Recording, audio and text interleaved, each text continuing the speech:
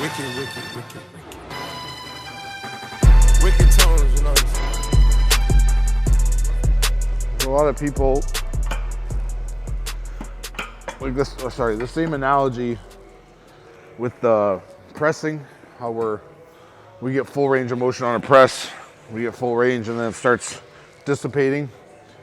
The distance traveled starts slowing down. As we're slowing down in our ability to push out, we're probably also slowing down our speed of our negative, or depending on how hard it's getting, how much range I have, that negative might speed up to elicit more contraction, right? So you always got to play with these different variables. The same thing is true for back. So if I hook on here, really shouldn't have put 25 pounds on here. So my hips back. So say full range of motion for me here with my elbows depressed is rocking up through here. And I'm holding here. So I can swing to here perfectly with this weight. And imagine it's a heavier weight. So I'm driving chest. Then I notice one rep only gets to about here. And then I have to wait. One grip gets to about there. Then I'm here. Most guys, once they start understanding that the rep's not going to go where they want it to go, are going to start doing this. Or leaning, getting leverage by leaning back and then pulling. But if I want to pull through myself, I'm just rocking in arms. My height is here, maximum height here. I'm rocking. I'm not getting as much. I'm still pumping chest just as hard. I'm still breaking elbow just as hard. But the rock on my lat is becoming less and less. But the more opened I am here, the more my lat's open. So I'm still working on a range that's rocking on my lat. If I'm doing two hands, I'm holding on now. So if I'm rocking here, I'm still grabbing lat right here. As soon as this elbow drops and this hand pulls, even on any row, even if it's a seated row here, your elbow angle dictates how much you're gonna stay on lat. So if my lat's still here and I'm rocking on hand, it's only moving 2 inches, 3 inches, I'm still hitting lat. If anything, I'm hitting more low lat. Because the higher I get up here, the more I'm gonna roll up into upper, outer, rear delt, everything else, right? So I'm just rocking here. So when these guys try and fight past here, it's like, no, don't do that. Because you're maximally stretched in your lats because my chest is caved in and my shoulders are forward, which is also a fucking direct imitation of your lat spread. Where's your chest on a rear lat spread? Not here. Not anywhere near there. Here. So I'm doing this, I'm in my pose. So if I get in the machine like my pose and I'm here and I'm caved into my chest, now my lats are open. So now I'm pulling on lat. I don't need to get up high. I don't want my chest to clear back. I don't want to end up here.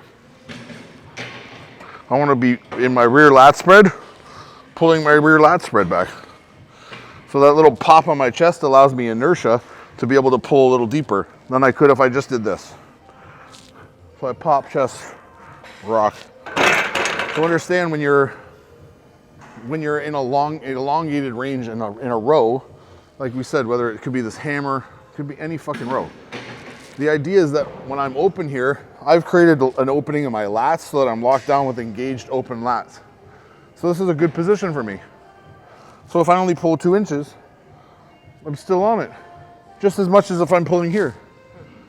If you understand like how to depress your elbow, lock your shoulder down, and whenever I pull things, so if I'm doing this one arm, when I go to pull, I am not pulling this thing.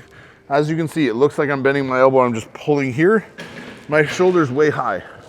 I'm trying to break here, literally do this with my shoulder because my shoulder's already down,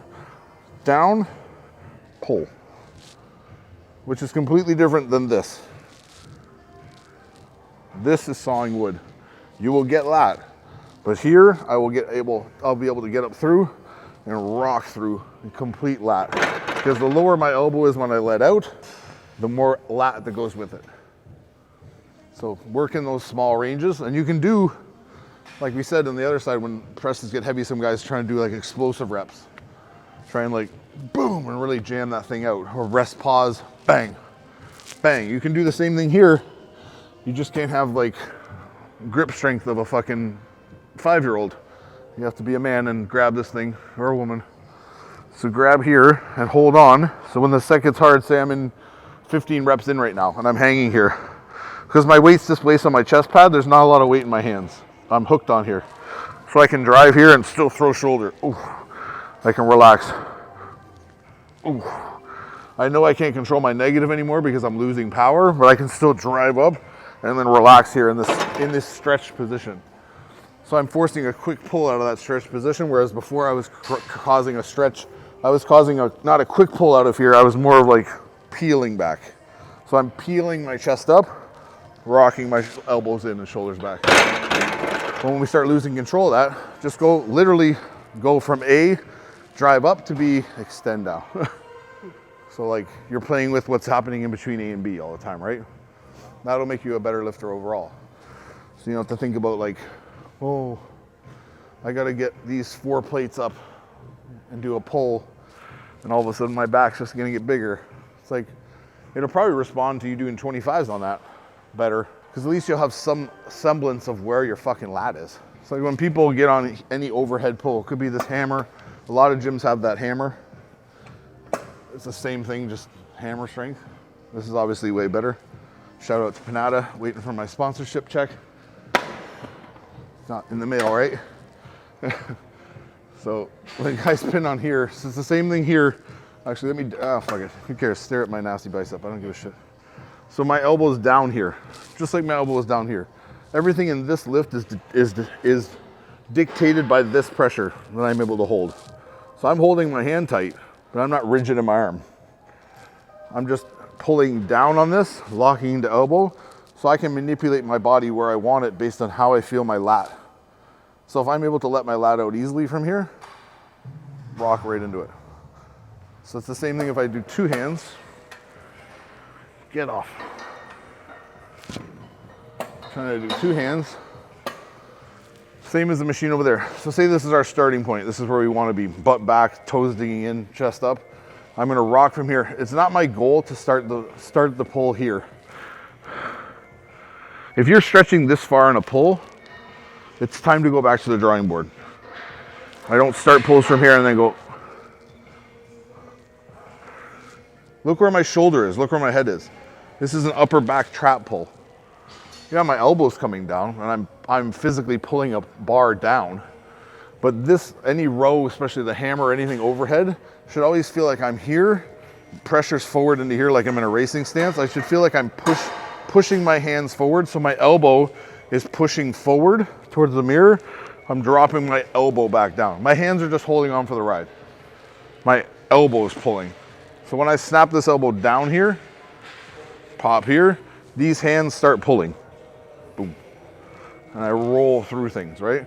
As that gets harder, if I'm not getting as much depth, and I'm at the 10th rep and I'm getting like here, and I'm relaxing here, I'd rather get these partial reps where my shoulder's still dropping and still catching lat, even though it's not getting as far, because then at least I know I'm rocking on lat still.